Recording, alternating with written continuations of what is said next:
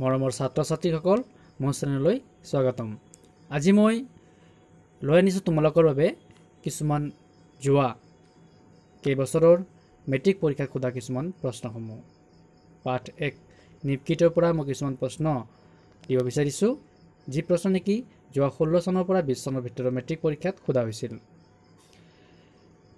আৰু এই ভিডিঅ'ৰ দ্বাৰা তোমালোকৰ আগন্তুক মেট্ৰিক পৰীক্ষাত বহু সহায়ক হ'ব বুলি মই ভাবিছোঁ। লগতে এই প্ৰশ্নসমূহ তোমালোকে ভালদৰে বহীত তুলি ল'বা আৰু পৰীক্ষাত তোমালোকৰ বহু সহায়ক হ'ব এই প্ৰশ্ন বুলি মই ভাবিছোঁ। এয়া প্ৰশ্নকেইটি হৈছে लेखक के अनुसार कौन सीट अधिक धन्य है। ইয়াত 3 নম্বৰ দিছে আৰু এই প্ৰশ্নটি আহিছিলে 2016 চনৰ মেট্ৰিক পৰীক্ষাত।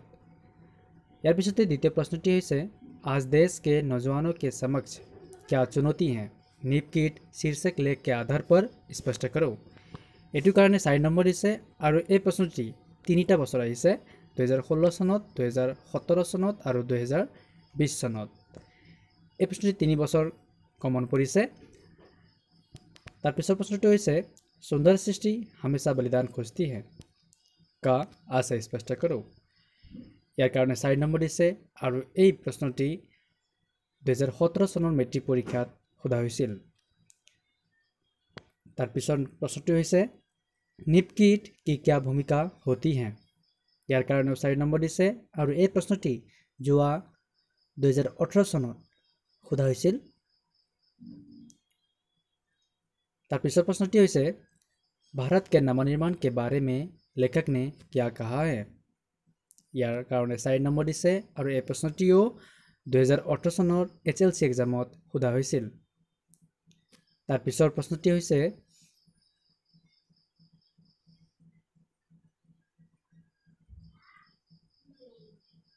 निपकिट शीर्षक लेख का संदेश क्या है।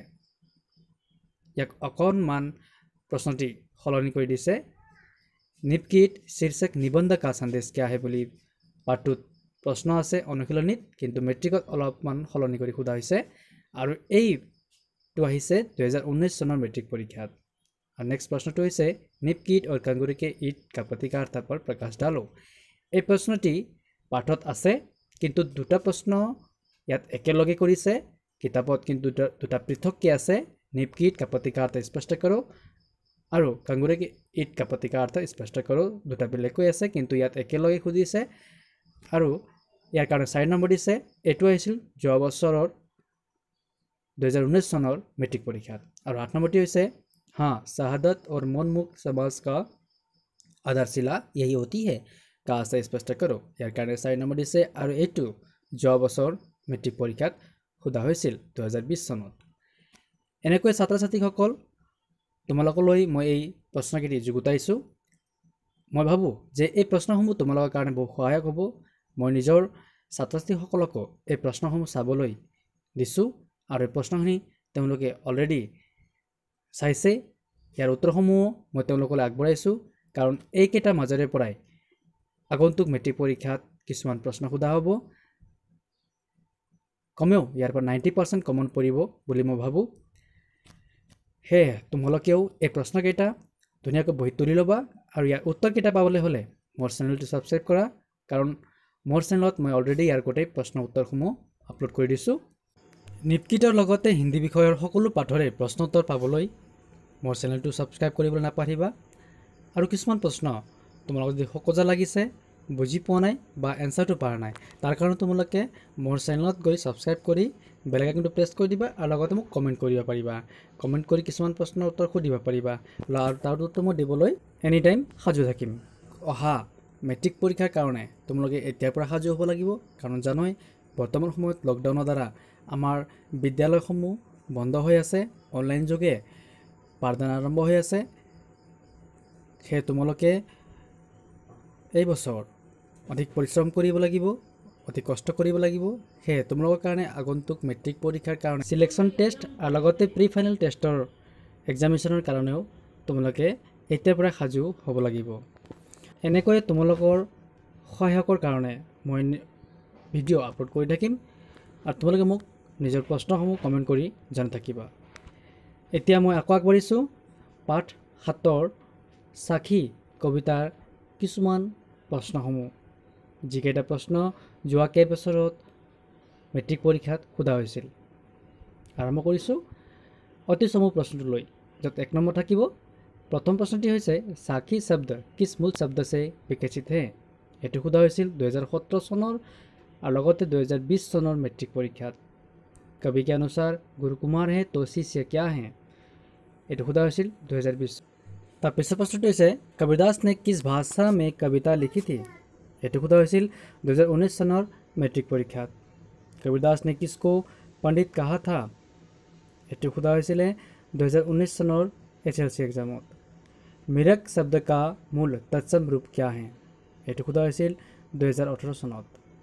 डूबने से डरने वाला व्यक्ति कहाँ बैठे रहता है। এইটো সোধা হৈছিল 2018 চনতেই। कवि के अनुसार साधु की पहचान क्या है। এইটো 2017 और 2019 চনৰ हाईस्कूल शिक्षांत परीक्षात সোধা হৈছিল। महात्मा कबीरदास के अनुसार साधु की कौन सी बात पूछी नहीं जानी चाहिए। 2016 চনত। और संत कबीरदास के अनुसार हमें कल का काम कब करना चाहिए। 2016 চনত সোধা হৈছিলে। আকৌ আগবাঢ়িছোঁ মই। संक्षेप में उत्तर दो।